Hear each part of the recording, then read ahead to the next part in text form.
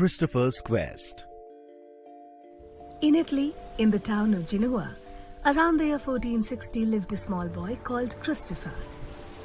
Christopher was fascinated with ships and adventure. Christopher's uncle was a captain of a ship. He visited his home one day. Hello, young Christopher. What would you like to do when you're older? Do you like ships? I do, Uncle. I want to travel the world in a ship. I want to visit the exotic places in the East. That is a wishful plan, my boy. I have never gone there myself. The only people who've gone there have traveled on land. Let's see what future has in store for you. When Christopher was 14 years old, his uncle kept his promise. He took him on board his ship and taught him all he knew. Now that Christopher knew all about sailing, he decided to travel to the East.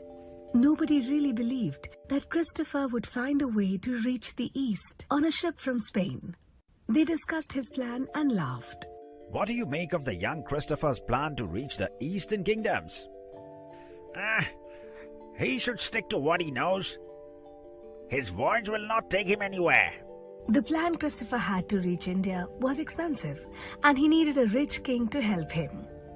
None of the kings were willing to risk their money. However, many of the patrons he approached turned him down because it was a risky adventure and they would not get their money back. Finally, the Queen of Spain, Isabella, agreed to help him. She pawned her jewels to buy ships for Christopher. I think your idea may work, Christopher. A sea route to India will save us time and money. Here is the money you need to hire ships and sailors. Your Majesty, thank you very much. I will use all my energy and wisdom to find the route for you. Christopher found 3 ships, Santa Maria, Pinta and Nina, for his journey. They were filled with plenty of food and provisions, as no one knew how long the journey would be.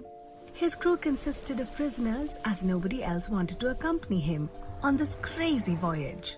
It was the longest and the toughest journey the men had ever gone on, and except for Christopher, all of them lost hope when all they could see was just water and water all around. I've had enough of this life. Water, water everywhere. Be of good courage, my man. We will surely find India soon. And then, at last, they saw some birds flying, and this gave them hope. Surely the birds were flying towards some land. Birds? That means there is land nearby. Finally, they spotted land. The ships reached the shore, and the sailors got down. Where are we? Is this the East? Are we in India?